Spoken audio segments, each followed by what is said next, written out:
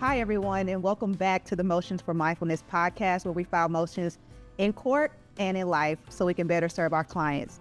I'm your host, Bethany Allen, a 2024-2025 member of the Missouri Bar Leadership class. The Missouri Bar is excited to offer this podcast series as a part of the Leadership Academy's efforts to spread awareness and inspire lawyers about well-being in Law Week, which is May 5th through 9th.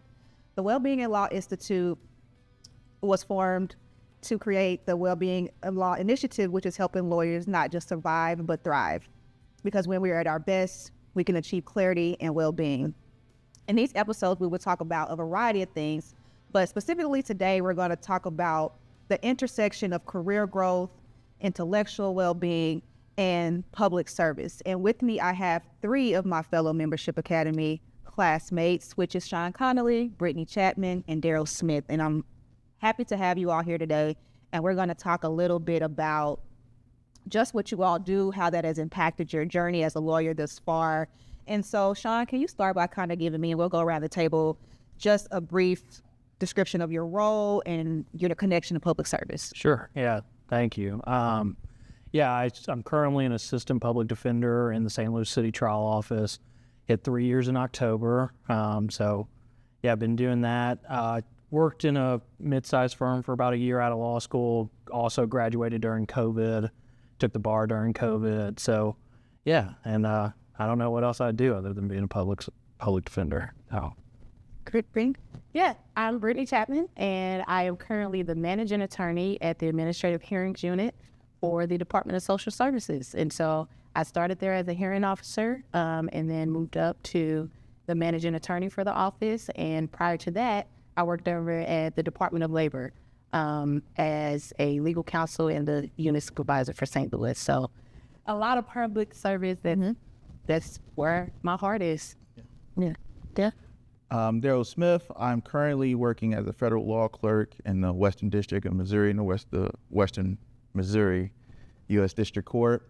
I will be starting a new job in April. I'll become the legal counsel in Missouri Department of Elementary and Secondary Education. Yes. Exclusive too, you know. Exclusive. Yeah. You heard it here first. Right. But before I have my current job, I also worked at the Missouri House of Representatives doing legislative analyst position.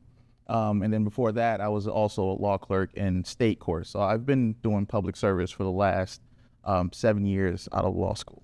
Awesome. Well, all of you sound very accomplished. Glad to be associated with you individually. But back to kind of something what Sean said about he didn't think he would be doing anything else. So, and I was talking about this earlier today, which sparks this question. Why did you all choose public service specifically? Like, was it something that you knew you wanted to do, or was it something that you had an aha moment later? Because a lot of times we go to law school and we're like, we know we want to do this, we know we want to do that, but then our passions or things shift or change. So why did you all pick those specific fields? Yeah, I think I initially didn't know that I was going to go in public service. I knew that I wanted to help people. That's been the basis of what I wanted to do. And I carry around with me this quote from Ralph Waldo Emerson that kind of talks about how he defines success. It's a little long. I'm going to skip out that part, but to get to Give us some of it. Get to the point.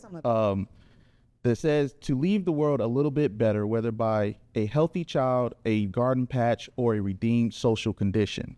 To know even one life has breathed easier because you lived. This is to have succeeded. I carry that with me because that's exactly what I want to define my success in my career. And I think in public service, our goal, not to say that there's not the goal in other private spheres, but I know in public service, our whole job is to try to make somebody breathe easier.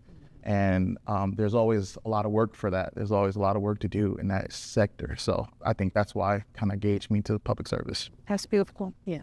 And for me, I always knew, or I should say when I made the decision to become an attorney and to actually go down that path, I always knew I wanted to be in public service. And the reason for was primarily because I also knew that as an attorney, I also wanted to be a mom and a wife. And for me, I felt that being a public servant or working in government would give me that flexibility that I may need to be able to balance a demanding career and a demanding home life. And so I always knew that that's really where I wanted to go. Now, where in government I would land, that was the question mark. But for me, it was always the plan to get there. The plan did take a slight detour at some point, but Of course. it came back around. Yeah, we made it back. Right. What about you, Sean? My story's a little different.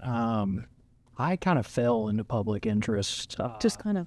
Yeah, just face planted a little bit. But I really wanted to be a trial attorney. I wanted to try cases, and I didn't know how to do that. I didn't have any lawyers in my family. I was kind of the first one to go to law school. And I worked on this case that some associates took at a firm from the public defender's office, and they essentially got to try the case. And I went to the firm life. I did it. I billed the hours, and I was having trouble. I didn't know if I wanted to do this anymore. I had a great friend at the public defender's office. She still is there, and she encouraged me to apply and go there. And I'm so grateful for her, and I don't think that I don't know if I'd be a lawyer still to this day if I didn't go to the public defender's office. So it was the best fall I've had so far. So I'm glad she pushed me, and I'm glad I'm there. Nice. I take a lot from that answer, right?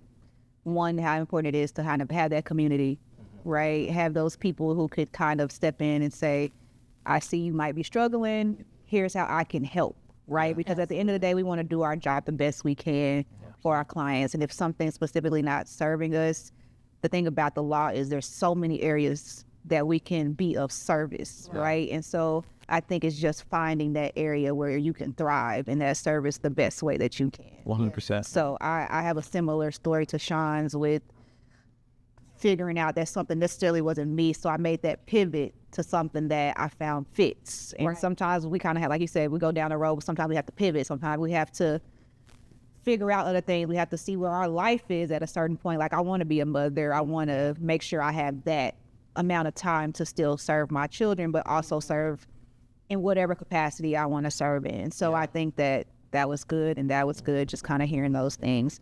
So let's just kind of, something I take away from what you all are saying is like resilience, right? Like having that resilience to not give up on the profession, but to keep thriving. So let's just kind of talk about some of those common stressors that we might have in the legal profession and how we balance those things and still do our job. And then can you all kind of give some strategies that other lawyers can maybe take to kind of deal with those stressors to serve their clients better, serve themselves better, serve their firms better, or whatever that they're doing? Yeah.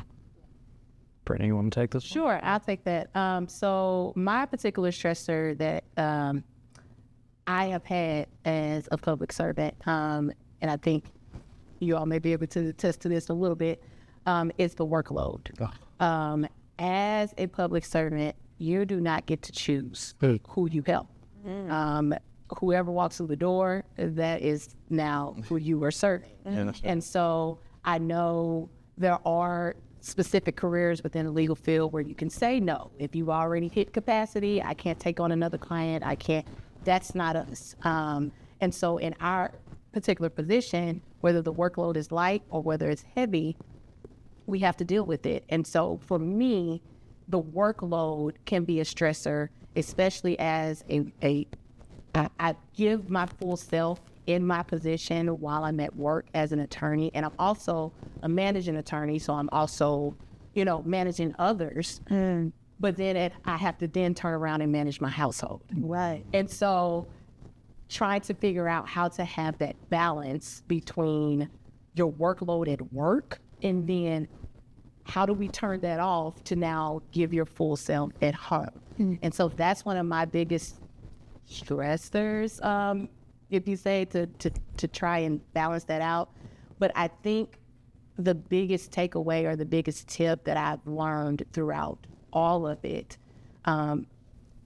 the successes and the failures, is that at the end of the day, I have to prioritize me first, because I'm in a position, whether it be in my capacity as a lawyer or in my capacity as a mother and a wife, I have to give. I'm constantly giving, and giving fills me to an extent, but I can't keep giving if I don't have enough internally to give.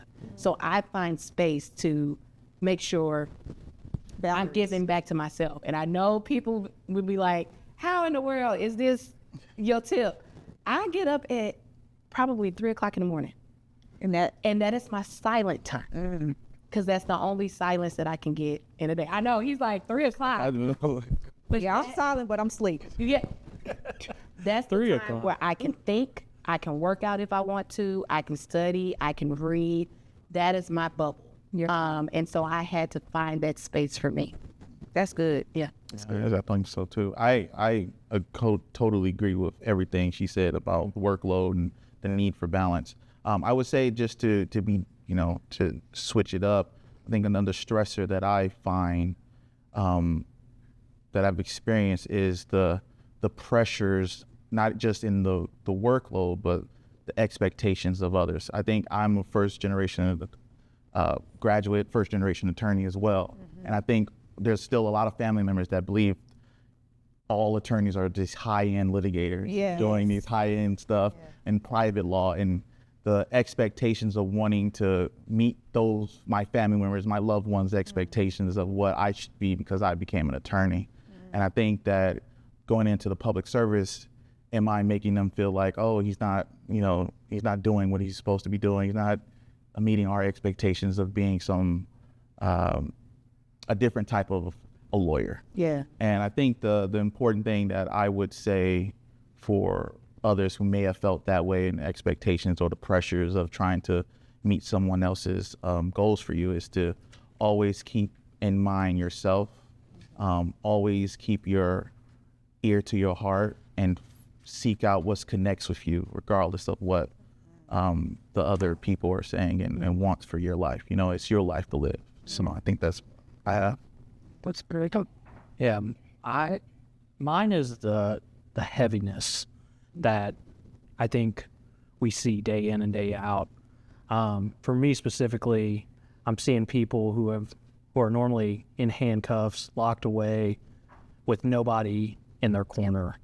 I'm seeing them at their lowest, and that heaviness is hard. It's hard on me. I'm sure it's hard on my colleagues. I'm sure it's hard on y'all.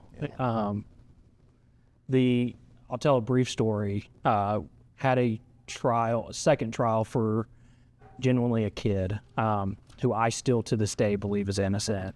And it was the first trial hung, the second one came back in a mixed verdict, and that shook me to my core. I was still fairly new, and I just wanted to run away. I wanted to go hide in my bed. I wanted to turn the lights out and see you in a week, see you in 2 weeks, see you in 3 weeks. Can't go any further. Right. And that same friend I talked about earlier actually pulled me out. I mean, she and other people in the office were like, can't do that. Like, come have dinner, come hang out, like, just get out of the house. I have a dog. She has to be taken out, she has to be fed. She doesn't know what happened. Right. She just wants to play and cuddle. And if she's watching this right now, I love you, Cora. But the heaviness is hard. And so I think having community and having something to get you out of the house, having something for you to take care of and just be so happy that you're just home, I think is a big way that you can have a long career in this public service thing we do. Yeah, for sure. I think the key takeaway from this whole segment is just heaviness and expectation, right? Like trying to balance the expectations that we put on ourselves internally as lawyers to want to do our best job for our clients, but also handling the expectation and the heaviness of what other people think we should be doing, how we should be functioning, our other responsibilities. Like he said with his dog, you with their kids, they still have needs and all of those things. So we want to make sure that we serve our community in the best way that we can with the tools that we have, and not overextend those expectations onto ourselves to be the best. And also balancing taking stuff home, right? Because our careers are heavy. Very much. The things that we can see on a day-to-day basis, and we still have to show up in other areas of our lives. Yeah. So I think that that's brave, and I think that it's commendable that each of you have kind of taken on public service in the way that it not only exceeds what you might not think is the expectation of others, but it is, and the expectations of yourselves. Like, you're doing the work, you're doing everything that you should be doing. So one final question is, how has focusing on well-being kind of influenced your lives? How has it made your lives better? Yeah, I think one, having the community has helped me because, like I said earlier, I like to shut down. I think it's the easiest thing for me to do, shut down and run away. And having that community around me and having the people around me makes me not do that, which in turn makes me show up for my clients better, makes me show up for my colleagues better, and makes me not only be the lawyer I want to be, but like the person I want to be as well. Yeah. And I think for me, focusing on well-being is extremely important, because one of the things that is told to us when we are young lawyers is the expectation is to work, give. And constantly doing that, I've learned that I can't be my best self. I can't give the way I want to give if I don't first look at me and make sure that I'm okay. And it took for, little things to happen here and there within my career for me to realize, Brittany, you really have to stop and take care of yourself. Otherwise, there's no way. You have all of these people that depend on you to do your job, but they can't depend on you if you're not even trusting yourself to take care of yourself. So having those reminders to focus on my well-being, it's everything. It's changed my career. Just to piggyback exactly what Brittany was saying, I think we were talking about this earlier, that Koki said you can't pour from an empty cup. Right. So if you're not really putting the time in to focus on yourself, how can you serve other people? I think, especially, like I said, how I define my success is making sure I can make someone breathe easier. And I think I do have that ambition, or, some would say audacity, to think I can make a whole bunch of people breathe easier. But I can't do that unless I take the time to really spend time with my own mental health, spend time with my own self, and connect with what's going to make me my best self to help them. So I agree. Awesome. And can you all, I know you all have something special coming. Can you give me just a little insight? Oh, absolutely. Just quick. No, Quick, very quick. Taste. I'm sorry. But I am excited. I mean, we were been able to talk to you guys about our different perspectives and on an individual level. But for our CLE during the Wellness Week, we'll be going more in depth about different perspectives, but not just on an individual level, but on a generational level. We'll be discussing the disconnect between attorneys from different generations and how that impacts the profession. We'll also go into talking about how ageism is experienced in the workplace for different attorneys, as well as how other different attorneys are utilizing innovations in technology to practice. And so we'll have a lot to talk about and discuss. I'm excited for people to see that. Awesome. Well, thank you all for tuning in to another episode of the Motion for Mindfulness podcast. Remember, Wellbeing in Law Week is May 5th through 9th, and we'll see you at the next episode.